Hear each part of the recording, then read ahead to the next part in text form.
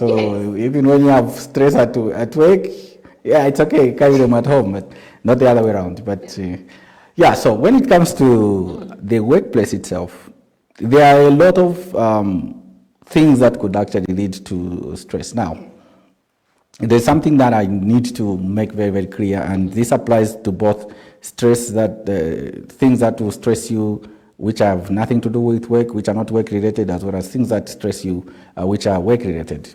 There is, when you look at stresses to do with human beings, there is what we call the ideal, and then there is the reality. Yes.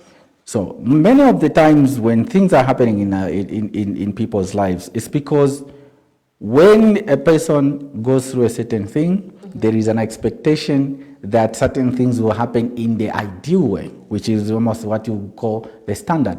Now, what are these things we are talking about? For instance, if you finish your high school, you went to college or university, after you finish your university or college, there's an expectation that you land yourself this very nice job, you start making money. As you do your job, eventually you may even end up becoming a boss and things of that nature.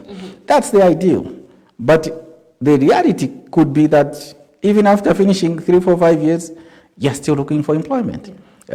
So when the reality and the ideal are not matching, it leads to what in psychology we call cognitive dissonance.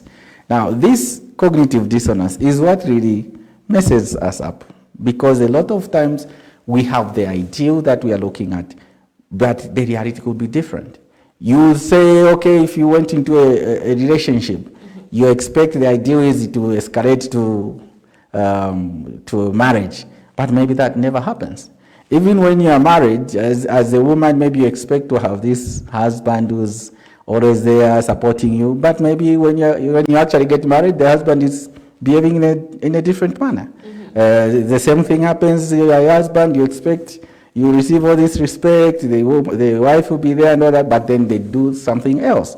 So there's, in a lot of situations in people's lives, there is the ideal and the reality, and sometimes these don't go together. And that is where that cognitive dissonance comes in, which is what leads to this stress that we're talking about.